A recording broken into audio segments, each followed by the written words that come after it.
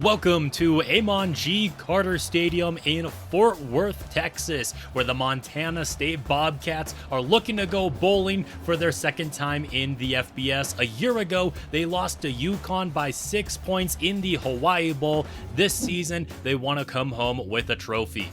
They are definitely going to be the favorites looking at the roster of the UTEP Miners. Their opponents today, they only have 2 players at an 80 overall or above. They are led by senior quarterback Cade McConnell in his final game, 76 overall, just over 2,000 passing yards for him this season, 15 touchdowns to 8 interceptions, and the Bobcats have one goal in mind other than winning the game, and that's the sack record. Currently, Terrell Suggs has it with 24. Cole Taylor currently has 22. If he can at least match that going into this game and tie history, that would be fantastic. Looking at the overalls, Montana State should definitely be favored, but we have come to know with this team, it doesn't matter if they're favored in a game, even by 10 overalls, they have lost those kinds of games before this season, but they want to go out with a winning record in back-to-back seasons at the FBS level. Cade McConnell and the Miner offense will start off with the football. Martavis Collins, the tight end, picks up 6. Going to the air yet again, in Collins' direction yet again, and the tight end's going to get flipped just over that first down marker. That's going to move the chains for UTEP. Clean pocket now for McConnell. He's going to launch that one deep, going for Gardere, but the pass is going to be knocked away from him. Great play by the Bobcats DB. Now on the ground, it's Isaiah Wall getting his first carry for just 2 yards. That's going to lead to a 3rd down and 8. And McConnell is lucky that was not ruled a fumble. Marsh, the true freshman defensive tackle, making a big play right there. And here comes the Bobcat offense, led by freshman quarterback Chase Wilson in obviously his first season under center for the Bobcats. First run of the day is going to pick up 4 yards. Now Elijah Elliott gets his first carry, and he's only going to pick up 4 there. 3rd down and 2. Give it to Elliott again, and he's going to get stuffed at the line of scrimmage. MSU goes 3 and out. UTEP having the chance to go downfield and score this game first after both teams' first drives end in a punt. Flag on the field now on 2nd down. It's going to be a free play and wide open downfield. Amari White's going to take that one to the crib. And with Tariq Bart's penalty, he was offsides, but of course it's going to be declined. That's going to give the Miners the early lead here. Obviously, they got a little bit of home field advantage. This is TCU's field, but obviously in Texas, and we had to travel a whole lot farther. Setting up the screen here for Elijah Elliott, pushed out of bounds into the blue tent, picks up 5.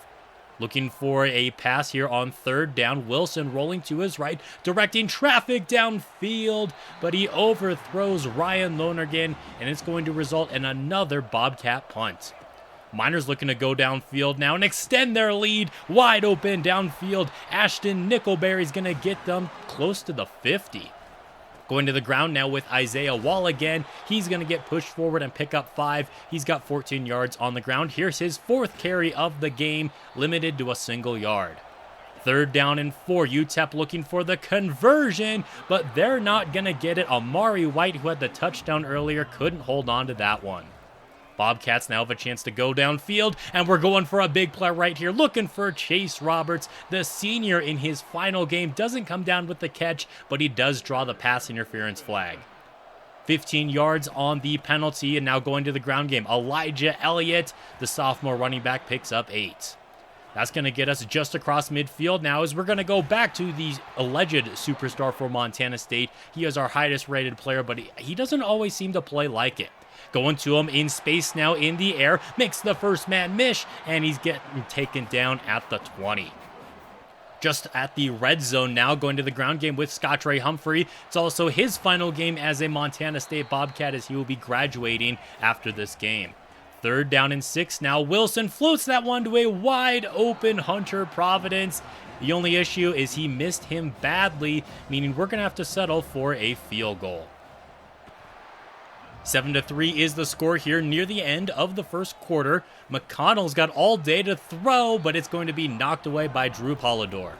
2nd down and 10, and the Bobcats are going to send some heat. The blitz is going to get picked up, though, and White has a reception, getting them out to midfield. To the ground game now with Wall. He's going to bounce this one to the right side of the field, breaks out of the initial contact, and picks up 9. That's going to bring us to the second quarter of play where Isaiah Wall's going to get the football again and move the chains.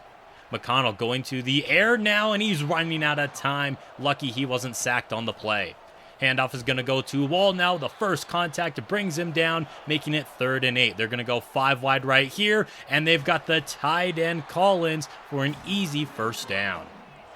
That's going to get him out to the 27-yard line. Now McConnell's going to go to the right side of the field. Goddard is there picking up 6. Running this one to the right side of the field, now in the direction of Cole Taylor, unable to make the play there, but the Bobcats do hold them to 3rd down and 5. This pass is going to be thrown out of bounds. Nothing was open. The pressure was starting to get to Cade McConnell, and that's going to force the Miners to settle for a field goal of their own. Once again, they have a 7-point lead, but the Bobcats would love to get into the end zone on this drive, and if Alexander Anger could have put a block on that player right there, it could have been a much bigger run. Instead, it's only 3 yards. That pass is going to be caught by Taco, and that's going to make it 3rd down and 2. Wilson gets this one out to his tight end. He doesn't miss him right there, and that's going to move the chains on 3rd down. Jet touch pass now for Marquis Johnson, another senior receiver on this Bobcat team in his final game. Now right up the gut, Scott Trey Humphrey with an easy lane, picking up a first down. After a 1-yard run backwards, it's 2nd down and 11, but Lanyata Alexander cuts this one upfield into Miners territory. Wilson now immediately under pressure, and it's going to luckily just fall incomplete. 3rd down and 10 now. Wilson throwing this one on the move. Roberts with his first catch of the game. He's going to turn it upfield and pick up the first down. Great play and great throw right there. And here goes Elijah Elliott down the right sideline. He had a nose from the end zone, but they stopped him at the 7. Now going to the ground game, and Wilson's going to keep this one himself, only picking up 1. 2nd down and goal, airing that one out to the right side of the field, but a bad throw is knocked away. 3rd and goal now, looking to get this one into the end zone, and that's exactly what we're going to do. Elijah Elliott finishes the job with a receiving touchdown. That knocks this one all up at 10 apiece now. Wall on the handoff, and he's not going to be going very far. Montana State's run defense has been doing pretty good today. Inside of 2 minutes now, and downfield, Martavis Collins has been getting busy so far in this game. He's been McConnell's favorite target so far throughout this one, and that pass is going to pick up 6 yards. Hurrying things up now, it's going to be 2nd down and 4. White has the reception and gets them out to the 35, as that's going to get him over the century mark.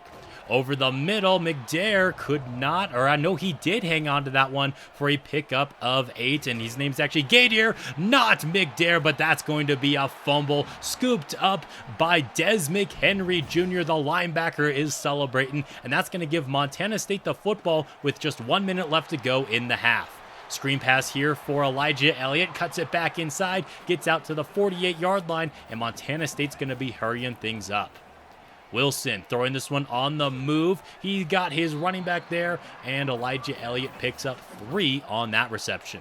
Half a minute left to go. Now stepping up into the pocket over the middle, and incomplete, looking for Alexander.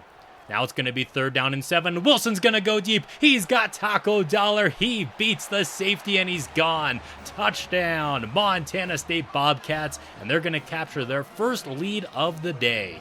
That's going to take us to halftime now, with Montana State up 17-10.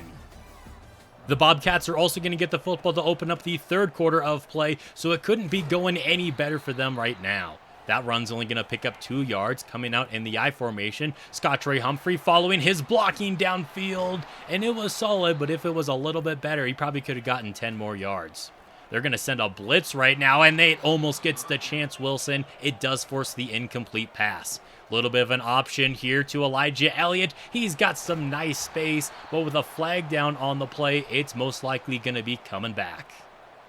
Instead of a first down, it's 2nd and 17. To the air now is Wilson, coughing up the football. It's going to be recovered by the Miners. Jalen Jones, the defensive lineman, with the scoop and score, knotting this game up at 17. That is not what Montana State wanted to happen on that drive. Instead of going up by 2 possessions, we are now going to be tied at 17. 6-yard run right there makes it 2nd down and 4. Wilson doesn't see anything he likes downfield. He's going to keep this one himself, and he gets out to the 42-yard line. I formation again for Montana State. Scott Trey Humphrey only picking up 2 yards on the ground. Back to the air. Now it's going to be another screen, but the pressure immediately forces the incomplete pass, not even giving Chance Wilson an opportunity there. As he launches this one downfield, it's going to be a big play for Providence, but you see the yellow flag on the field. Another holding call taking away a big play. Montana State's offensive line needs to be more disciplined, and so does the quarterback. This is going to be a delay of game. So instead of a big play to the tight end, putting us inside of the red zone, it's 3rd down and 23, and Wilson's just going to launch this one downfield, trying to give Johnson a chance. The speedster could not break free from the coverage, though, and we're going to be punting the football away with Brendan Hall. It's also his final game as a Montana State Bobcat. 3 yards on 1st down. Now going to the air. It's going to be caught, making this 3rd down pretty easy for the Miners. Can they pick it up, though? Montana State's going to send some heat, and Wall's not going anywhere, taken down for a loss. Bobcat defense forces a 3 and out. Now Wilson has an opportunity to go downfield and recapture the lead for the Bobcats. That tackle for loss is going to force a 3rd down and long, though, and he had Dollar open, but it's not the first time we've seen Wilson miss a throw badly today. He's just not in a good rhythm. Wall on the handoff now on the ensuing UTEP drive. He's going to pick up 9 yards on the ground. McConnell, he's got time in the pocket. He's going to step up and pick up the 1st down himself, sliding safely at the 40. 2nd down and 9 after a 1-yard carry. Pass is going to be caught by Gardere, and that's going to make it 3rd down and inches. And again, Wall taken down for a huge loss. This time, Corey Boyd has the tackle. Montana State's defense has been playing pretty good so far today. The offense just needs to take full advantage of it. Elijah Elliott on the outside. Now he gets the pitch and just barely crosses that 1st down marker. That's going to get him over 50 yards rushing, and we would love to see even more out of him. That's a solid run to open up the 4th quarter, now picking up 8. Launching this one downfield, looking for Marquis Johnson, and he's got it. The big play for Montana State gets them on the outskirts of the red zone. Out at the 21-yard line now, we would love to punch this one into the end zone. Pass is going to be caught by Lonergan, but once again, Montana State's offensive line gets caught with holding. Those penalties have been absolutely killer for the Bobcats today, putting them well behind the sticks, making it 1st down and 20. 4-yard runs going to make it 2nd down and 16. To the ground game again, and again a 4-yard gain. 3rd down and 12 now. Wilson stepping up into the pocket and badly misses Marquis Johnson right there. If he puts that on the money, he's open for the conversion, but he throws it way behind him, and it's going to be intercepted. Just a heartbreaking turnover there for Montana State's offense, and now it's up to the defense to make a big play. Luckily, Taden Gray knocks that ball away. 2nd down and 8, throwing that one on the move, and that's going to be Gardere, who's been one of the favorite targets of McConnell so far today, picking up a 1st down and getting them a little bit of breathing room.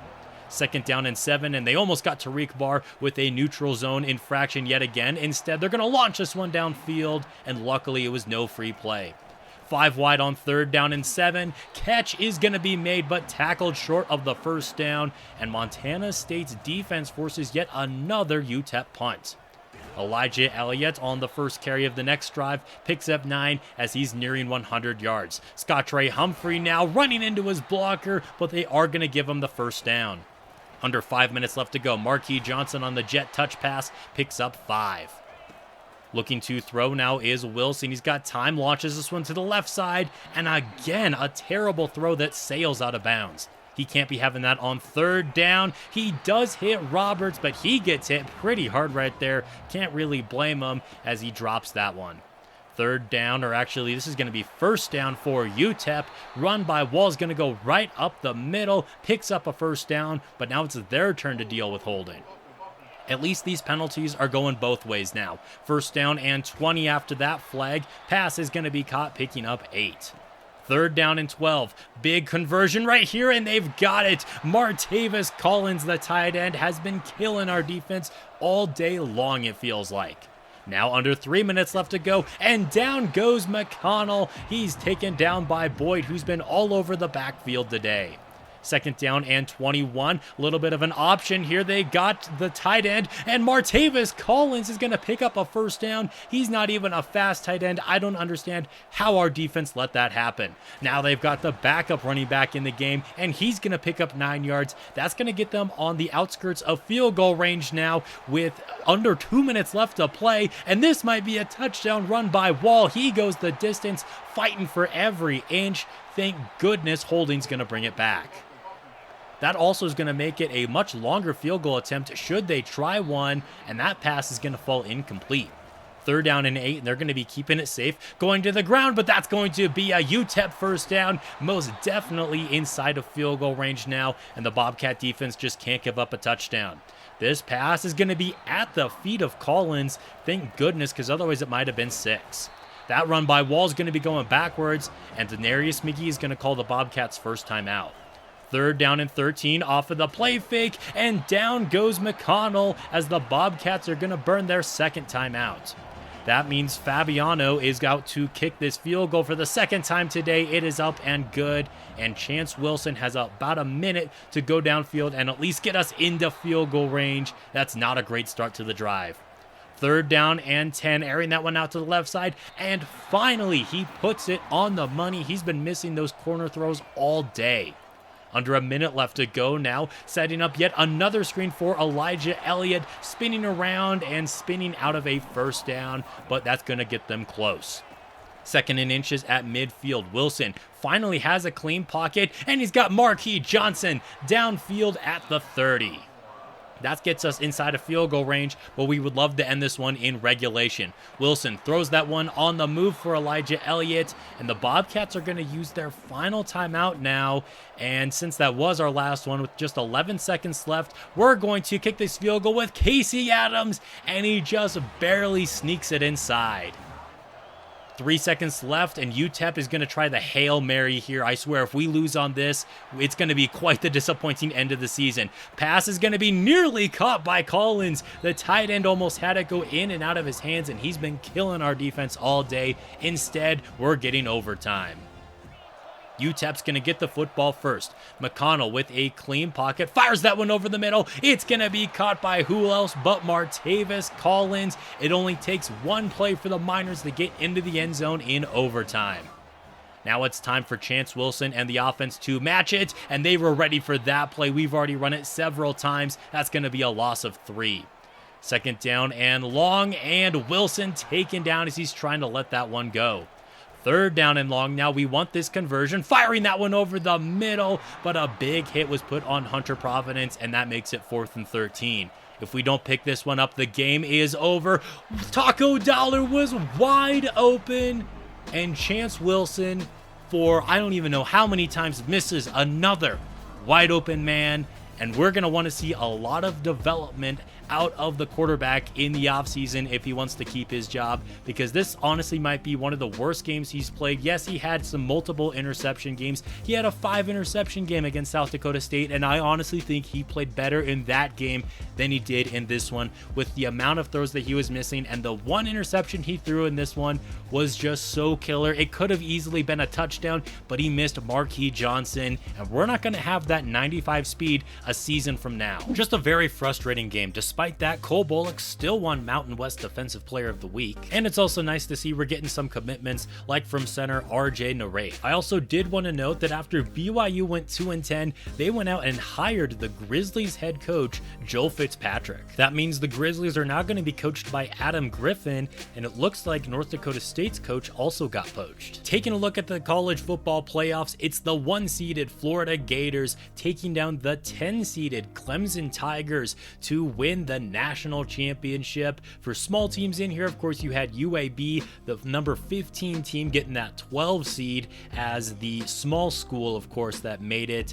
Looking at the rest of the bracket, I'm not really seeing anything too crazy that happened. Of course, NC State losing in horrendous style to Clemson in the quarterfinal 41-7.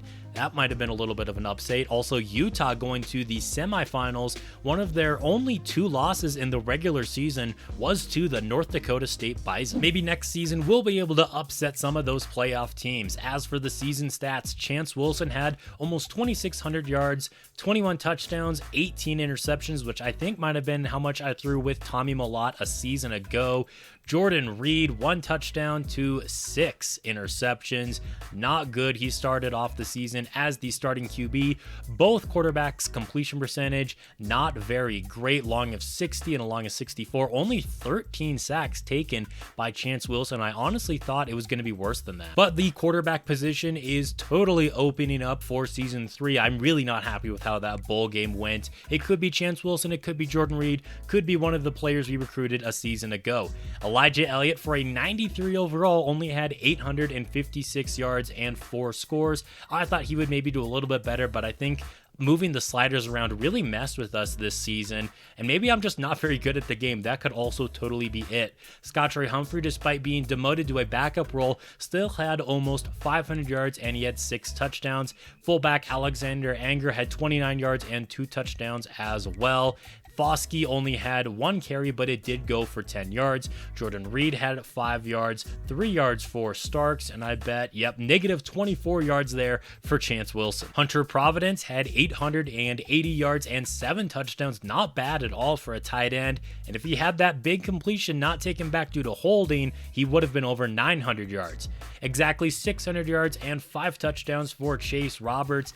I'm interested to see how he did a season ago at BYU, where he transferred from, and very similar numbers, although he had way more catches last year. I do wish we had used Marquis Johnson a little bit more. He only had 2 catches in season 1. He had almost 500 yards and 3 touchdowns this season. Taco Dowler, I love getting him involved. He's one of the fan favorites in real life, and as a senior, he will continue to stay involved, hopefully getting over 336 yards and 4 touchdowns. Elijah Elliott had that lone receiving touchdown in the bowl game. Solid weapon to use throughout the air, and if he stays around, I hope that we can continue to get him more involved in the offense, although it looks like there is a deal breaker that could risk him transferring out. We'll find out later. Lanyata Alexander will have a bigger role in the offense, with our top 2 receivers graduating this season as well. Ryan Lonergan had 118 yards. We got Jackson here with 56 yards and a touchdown. Scottrey Humphrey, 48 yards receiving. Despite not giving up a ton of sacks, I feel like our offensive line definitely still needs some help, which is why I went after a lot of offensive linemen in recruiting. Now, when it comes to defense, Blake Stillwell led us in tackles with 104, but 35 TFLs for Cole Taylor, and of course his 22.5 sacks.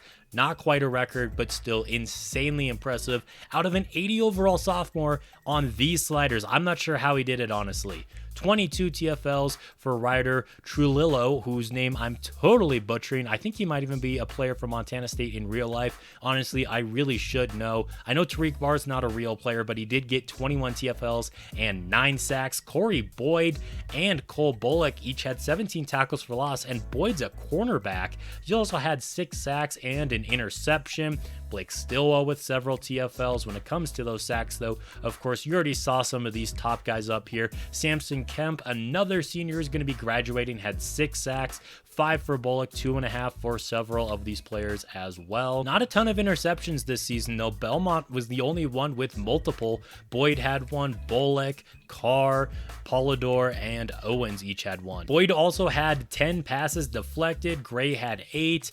And the catches allowed stat doesn't seem to be working. When it comes to forced fumbles, Bullock did force 2 of them. Fumbles recovered. He also got 1 of them.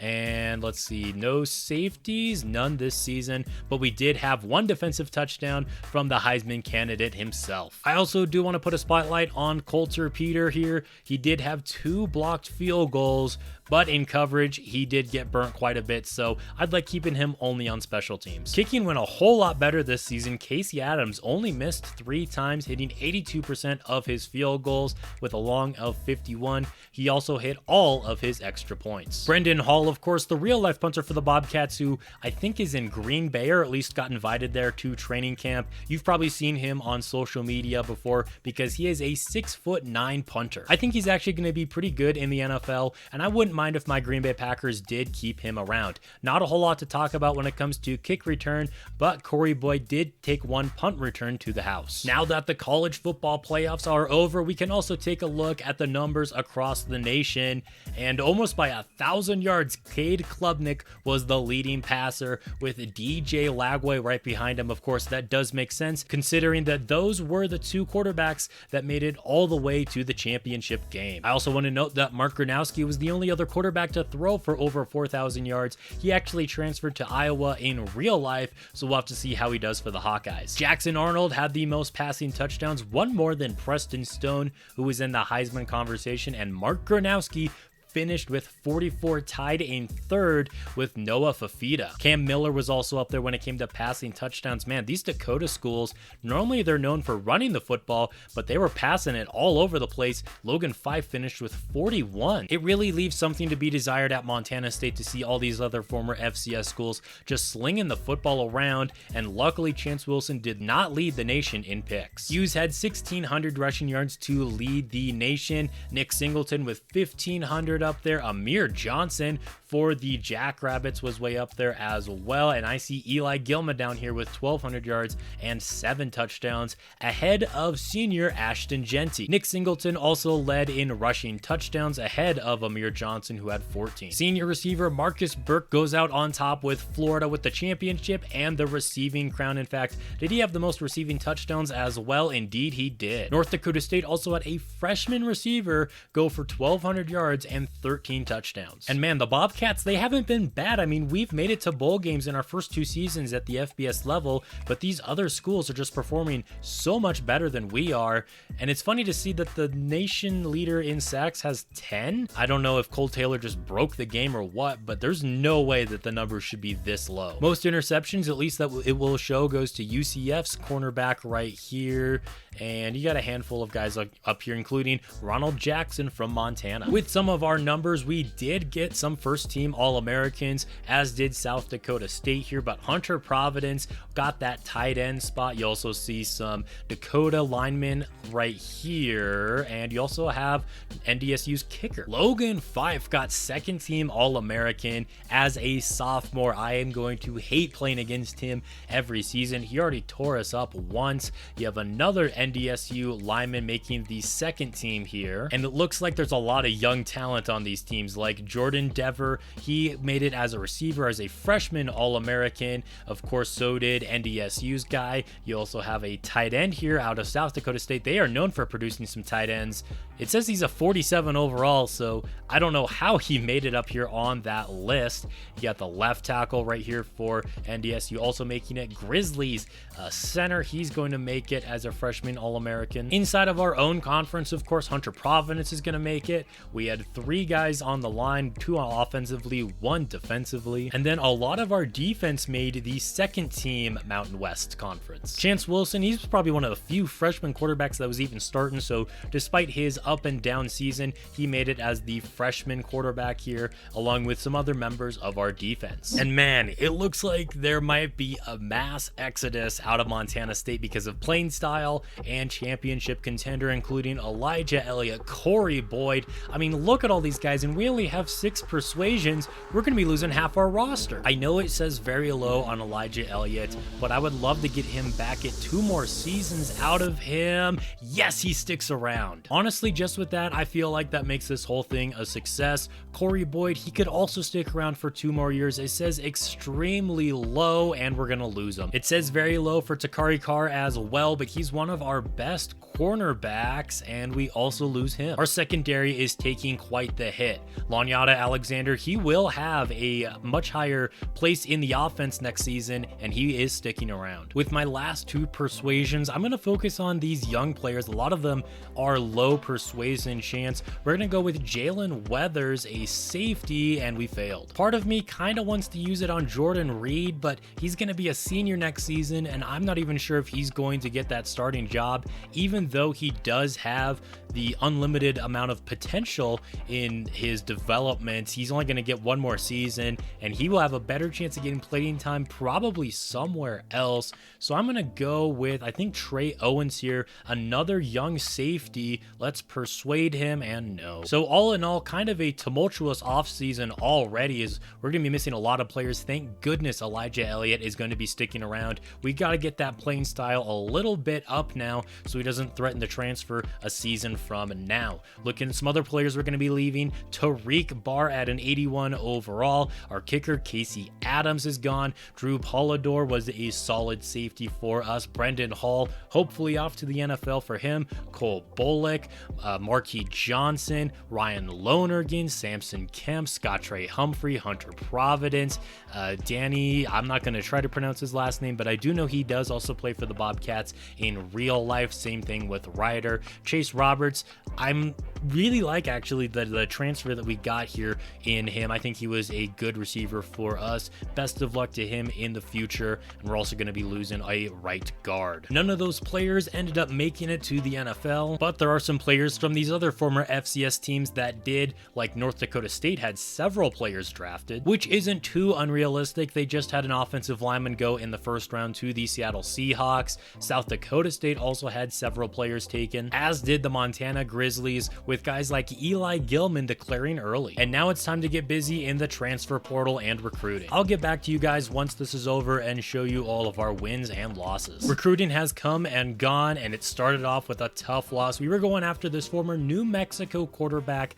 David. He ended up going to Mississippi State instead, but take a look at his 94 speed. I would have loved to have this guy for the next 3 seasons. Instead, he does not choose us, and it's not the first time we've missed out on a quarterback in the transfer portal. We tried going after Frederick Boyce, stealing him from South Dakota State. He has star development out of high school here, but he ends up going to the Jackrabbits. We do grab this lineman, and some of these guys are high school players that we already saw earlier, but we're going to take a look at the full recruiting class. We got this JUCO safety, normal development for him. Ray Ricks out of Coeur d'Alene, an offensive lineman, and we went after a lot of offensive linemen throughout this recruiting class, really trying to build that up. We got this middle linebacker with elite development. Holy cow, a 3-star. You'll love to see it. He has a 90 speed. I think he's going to be a lot of fun to use. Normal development out of this high school wide receiver, who's nothing too crazy, only 86 speed, but he will be a good Chase Roberts replacement, I bet.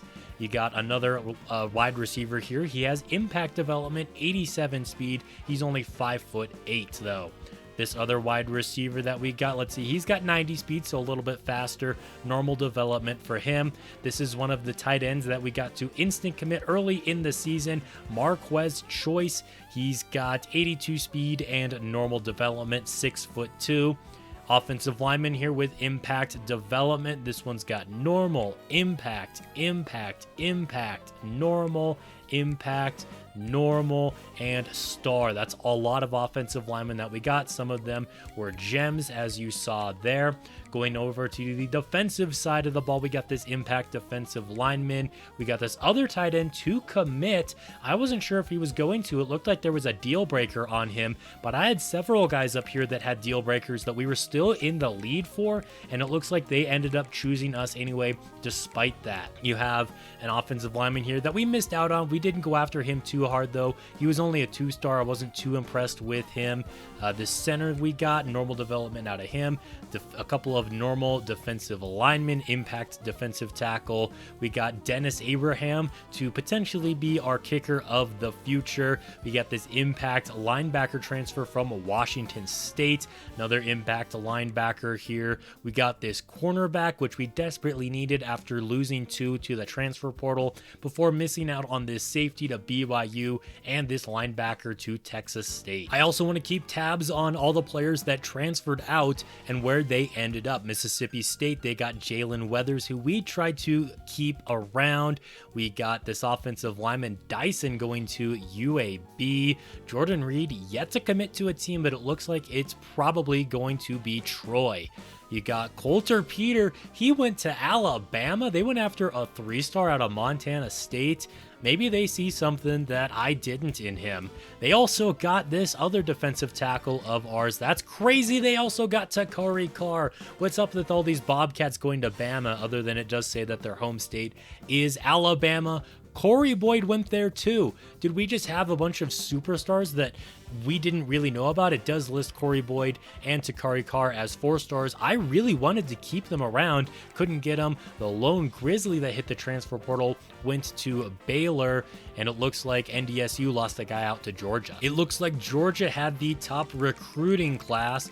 Where are we at? We are down here at number 55, signing 25 3-stars and 2 2-stars. That puts us atop the Mountain West, ahead of Fresno State. Where are the Grizzlies at? They're down here at 119. The Dakota schools are right around us there. The Jackrabbits about 10 spots above us, while the Bison are about 10 spots behind us. Here's a look at training results. Elijah Elliott, he's up to a 97 overall, and even if he has kind of a down season with that overall, there's no doubt in my mind he's going to be declaring for the NFL draft. Our next highest rated player is an offensive lineman, as are the next 2 after that. Might have to move some positions around on the depth chart to get the most out of it. Let's take a look at each position. Chance Wilson is only an 80 overall still. I don't love that. Dutch behind him there is up to a 77. Tommy MacGyver, I have my eye on him actually. Despite being 6 overalls lower, he's got 88 speed, by far the fastest quarterback on the team. His throw power is tied for the most as well. His accuracy, not quite as good as Chance Wilson. Believe it or not, Wilson has the best accuracy on the team, despite how it looks on the field sometime, but that might just be due to user error. Looking at the running back room, obviously Elijah Elliott is going to be the highest rated player there. Fullbacks, I did move Diggs during position changes to fullback, but I think Alexander Anger will continue to be our starter there. Lanyata Alexander's up to an 82. You got King. Taco Dollar's up to a 78 overall, which I think he actually may have been at before. King is now the number 2 receiver in terms of overall, at least. And actually, I wanted to see what Chet Jarvis did here, up to a 72, a former 4-star recruit. And even though he's rated the lowest out of the non-freshmen here, I think he's going to get some playing time. Tight end, RJ's up to a 77, which you'll love to see because our best 2 tight ends both graduated. How does the offensive line look? Looks like we're in the mid to high 80s across the board. I'm a big fan of that. Carpenter is now our best left end. Jake Vegan, who is the son of the Bobcat coach in real life, Brett Vegan, he's up to an 81. Defensive tackle, Marsha's still down here at a 76. He was pretty good as a freshman. I was really hoping he was going to develop a little better. Cole Taylor only goes up 5 overalls after recording 22.5 sacks, but he might go on to the NFL. Who knows? Middle linebackers looking all right. Right outside linebacker, Des McHenry Jr. is up to an 84. Here's our secondary. Luckily, Taden Gray did stick around, but a lot of these guys did not get a lot of playing time a season ago, including Rick Jewell, who was redshirted, another highly rated recruit. Blake Stillwell and Cox. Cox was another highly rated recruit. Looks like he's still going to be riding the bench though. You got Moore up here at an 82. Kicker, it looks like Rutland will be winning that job. And then punter, Honeycutt is only at a 61 overall, but it's only a punter. We had some movement in conference realignment as well, following what's supposed to happen in real life in 2026, where the Mountain West lost a handful of teams, but also added a couple in UTEP and Northern Illinois. The Pac-12 is back together though, with Boise State, Colorado State, Fresno State, Utah State, and San Diego State all being added. And to make it a real conference, and it just makes way more sense, I put Cal and Stanford back in the Pac-12 as well. It's not supposed to happen in 2026, but come on. They're in the ACC. That does not make any sense. They're California schools. And the dream is to one day be joining the Pac-12 as well. And in the future, I might kind of bring back the Pac-12, bring back some of the other California schools, maybe Oregon and Washington as well, as long as it doesn't get too crowded out there. Here's a look at the 2026 Montana State Bobcats schedule now, starting off in week 0 at Texas, taking on Arch Manning before traveling to then play Illinois. Then we've got got our first conference game at New Mexico before the Gold Rush game against South Alabama and a former wide receiver of ours. Then we're going to be hosting James Madison before a double bye week, and then conference play really starts against San Jose State, UNLV, Air Force, Nevada, Wyoming, Hawaii, and finally against the Grizzlies. I don't know why it's at their stadium back-to-back seasons, but at least it's the final game of the year, as it should be. Here's a look at the initial recruits we're going to be going after. We added a couple of 5-stars onto our board in this running back and quarterback because why not? This 4-star defensive tackle is interested in us, as is this one. Brian Butts, not really interested in us, just an incredible name. I thought we might as well throw our hat in the ring. This wide receiver, scouted him. He was okay for a deep threat, not even 90 speed though. This is a physical receiver. He's 6'2", but he comes in with a 92 speed, 93 jumping, 85 spectacular catch. I think Jabari Hardman could be a very fun receiver. We offered him a scholarship. We got this tight end on our radar, went after a couple of DBs, some more wide receivers, mostly physical and deep threat. I like having fast guys, and I like guys that can go up and grab the ball, such as Makari Johnson and Chase Roberts, who we lost in the offseason to graduation. I do also want to note one number change for Montana State, and that is senior safety Blake Stillwell. The Bobcats have a tradition of giving one of the best players on defense, number 41, to represent Montana, being the 41st state in the U.S. So Blake Stillwell will be getting that legacy number. It looks like Elijah Elliott is one of the current favorites to win the Heisman Trophy in the preseason. Nico's at number 2. Caleb Downs, who transferred from Ohio State to the reigning national champion Florida Gators, is actually the favorite.